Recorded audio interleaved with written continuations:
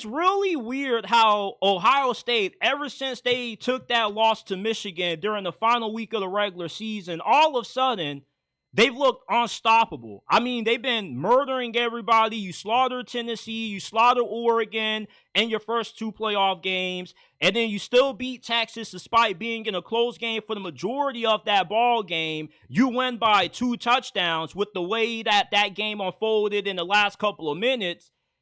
And now with Ohio State, you got to ask yourself, how has Ohio State all of a sudden been able to play better football since taking that loss to their biggest rival? Well, I feel like losing to Michigan was the best thing that ever happened to Ohio State because it made them reevaluate themselves. When they played Ohio State, they tried to beat them with a way that their team isn't built to win, which is they wanted to try to bully Michigan. They were coming into that game with the mindset of, we invested $20 million into this team. We got the more superior roster. We got a better coaching staff. We can play bully ball with you. We can run it down your throat just like you can run it down our throat. Well, Ohio State, they beat themselves against Michigan. And after that loss, they got humbled.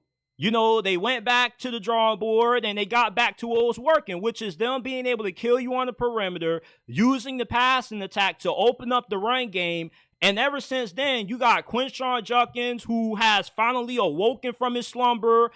During the playoffs, Quinshon Judkins has played his best football at the right moment. Because initially, when you looked at how he was playing during the regular season, without a doubt, Travion Henderson was not only the best running back on the roster, but Quinshon Judkins, it looked like Ohio State kind of wasted money buying him out of the portal from Ole Miss. And then, not only has Quinshon Judkins in your rushing attack been rolling, but the entire offense has looked even more efficient now than what it did prior to sustaining that loss to Michigan. I mean, it seems like Ohio State, every time on their opening possession, when they get the football, they always put a touchdown on the board. They just start out the game lightning hot. Ryan Day, Chip Kelly, they've been coaching their tails off, and the defense has played with a different level of intensity, a different level of violence that we didn't see that side of the ball play with for the majority of this season.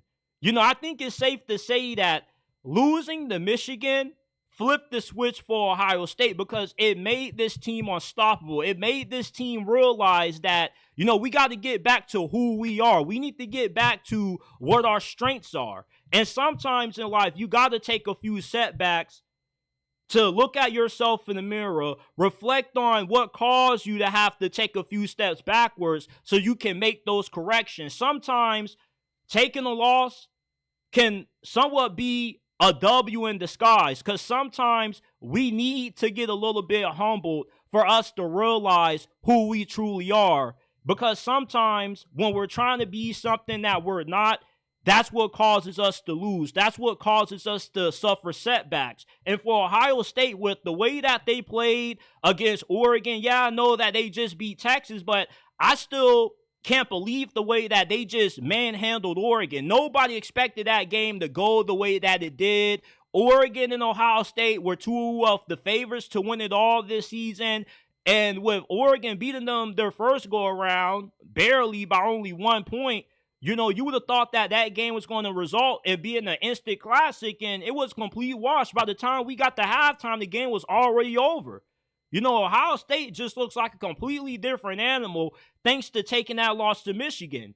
And even if they do beat Notre Dame, I still feel like this season isn't going to feel complete because they lost to Michigan. Yeah, your goal is to win it all, but you got to understand how big of a game that Michigan-Ohio State matchup is. That's why they call it the game, because that game single-handedly changed both programs for the better. Ohio State, since losing that game, Ryan Day and that coaching staff, they've been putting together some awesome game plans. That team has looked like one of the best teams that we've seen in the playoffs over the last couple of years since 2019 LSU. And then for Michigan, that win for them gave them reaffirmed faith that Sharon Moore has what it takes to lead this program back to the level that it was before Jim Harbaugh departed for the NFL.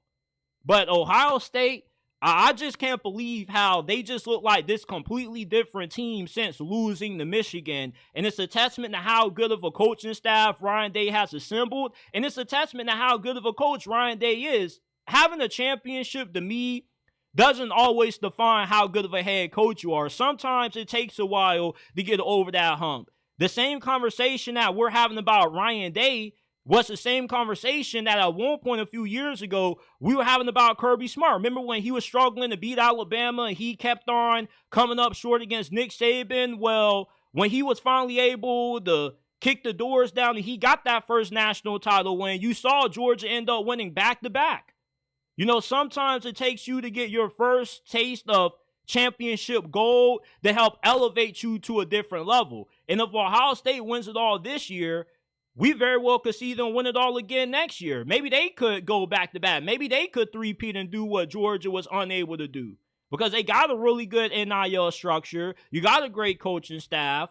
So, I mean, for Ohio State losing to Michigan, yeah, it still sucks that they have bragging rights over you. You lost to the team up north. But if you don't lose that game, who knows if you go as far in the playoffs as what you have at this point.